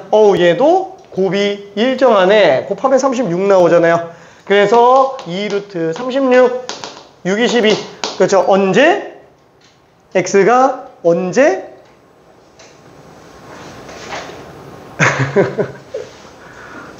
그죠? 알았어. 자, 4x랑 x분의 9가 똑같을 때. 그렇죠? 그래서 x제곱이 4분의 9. x가 2분의 3일 때. 괜찮죠? 항상 등호 조건은 뽑는 거 습관 들여야 됩니다. 등호 조건. 왜냐면 습관돼 있지 않으면 나중에 필요할 때 안 나와요. 오케이? 필요할 때 안 나옵니다. 지금 이게 문제가 쉬워서 그냥 바로 보이는 거지, 문제 어려워지면 진짜 안 보여요. 진짜로. 자, 그럼 얘 같은 경우도 어때요?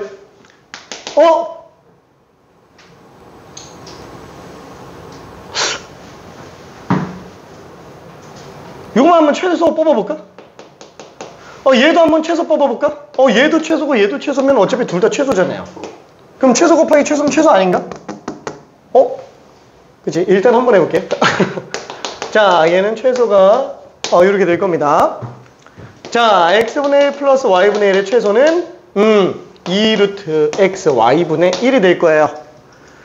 우와! 그럼 얘를 곱해주니까 x 플러스 y, x분의 1 플러스 y분의 1. 둘 곱하니까 4네. 최소는 4네. 맞잖아. 이 문제 한정에서는 맞아요. 이 문제 한정에서는. 자, 실제로 내가 어떻게 해야 된다 그랬어요? 전개해야 된다라고 얘기했죠. 실제로 얘를 전개해보면 1, y분의 x, x분의 y, 1. 그쵸? 자, 얘는 최소값이 지금 어차피 1과 1은 완전히 정해진 값이니까 얘만 최소면 전체 최소가 되는 거고, 이 둘은 어차피 곱하면 일정한 애기 때문에 얘만 산술기하 평균을 써볼 수 있다. 최소값 2. 그러니까 전체적으로 최소값은 4가 맞네. 뭐야? 그러면 똑같은데 그러면 이렇게 해도 되는 거 아니냐? 그죠? 산술기하 평균은 만약에 잘 모르겠다, 무조건 한 번만 써야 돼요. 한 번만 써야 됩니다. 왜? 자신 있으면 여러 번 써도 돼요. 자, 문제가 되는 이유가 뭐 때문인지 한번 볼게요. 자, 지금 얘 같은 경우는 산술기하 평균을 쓸 때 만족시켜줘야 되는 게 뭐예요? x분의 y랑 y분의 x가 똑같아야 돼요. 자, 그러다 보니까 x제곱은 y제곱으로 나와야 되는 거고 x랑 y가 똑같아야만 됩니다. 괜찮죠? 그러면 잠깐만, 지금 여기에서도 어때요? 이거 등호 성립하려면 x가 y랑 똑같아야 되네. 그렇죠? 얘도 등호 성립하려면 x가 y랑 똑같아야 되네. 그럼 문제 없잖아. 그렇죠? 문제가 없으니까 얘는 지금 맞는 거예요. 얘는 맞는 건데, 자, 밑에 거 한번 좀 볼게요. 밑에 문제. 이 문제를 한 번만 좀 봅시다. 그럼 얘 같은 경우에는 만약에 x 플러스 y분의 2 그쵸? 요거 최소값 한번 뽑아보겠다고 2루트 y분의 2x 그쵸? 이렇게 생각해봤어요. 자, 그 다음에 2y 플러스 x분의 1은 또 최소값 뽑아보겠다고 x분의 2y로 뽑았어요. 근데 요거 어차피 똑같이 곱하면 이거 최소 한다 그러면은 그쵸? 나왔죠? 최소값 둘 곱하면은 4 둘 곱하면은 어차피 제곱근 내부 양수 똑같으니까 y분의 2x x분의 2y로 나와요. 그럼 얘는 약분시켜주니까 루트 4 어차피 8로 나오네요. 괜찮죠? 와, 그럼 얘는 최소값이 8인가 보다. 자, 근데 실질적으로 얘를 계산해서 전개해 볼게요. 자, 2xy 그 다음에 둘 곱하면 1 둘 곱하면은 4 그 다음에 둘 곱하면은 xy분의 2 그렇죠? 자, 그러면은 얘는 둘 더해서 5 얘는 너는 좀 빠져 있어. 어차피 정해져 있잖아. 그렇죠? 안 정해져 있는 애들만 산술기하 평균을 한번 써보자. 그래서 이것만 산술기하 평균을 써봤더니 어차피 곱이 일정하죠. 2루트 AB 그럼 둘 곱한 순간 그냥 4 나오니까 2, 4 괜찮죠? 5에서 얘 최소가 4기 때문에 뭐야? 그럼 얘는 최소가 9네? 뭐가 맞는 거지? 최소가 8이라고 그러고 얘는 최소가 9라고 하고 있는데 뭐가 맞는 거지? 그쵸? 등호 조건이에요. 등호 조건. 지금 왜 내가 한 번만 쓰라고 얘기를 하냐면은 두 번 쓰게 되는 경우에는 이 등호 조건이 서로 안 맞는 경우가 있어요. 자, 예를 들어서 지금 얘 같은 경우에는 등호가 성립하려면 어때야 돼요? x가 y분의 2랑 똑같아야 돼요. 그러니까 결과적으로 어차피 둘 다 양수니까 x, y 곱이 2인 경우밖에 안 되는데 이 경우에는 등호 조건 만족하려면 얘네 둘이 똑같아야 되잖아요. 2y가 x분의 1과 똑같아야 돼요. x랑 y의 곱이 2분의 1인 경우에요. 아니 그러면 x, y가 2면서 2분의 1일 수는 없는 거잖아요. 그렇죠? 2면서 2분의 1일 수는 없어요. 한마디로 얘가 최소값을 이걸 가지면 얘는 최소값을 이걸 못 가져요. 괜찮죠? 둘 다 만족할 수는 없다라는 겁니다. 그러다 보니까 말도 안 되는 결론이 나오는 거예요. 나올 수 없는 최소가 나와버린다라는 얘기예요. 괜찮죠?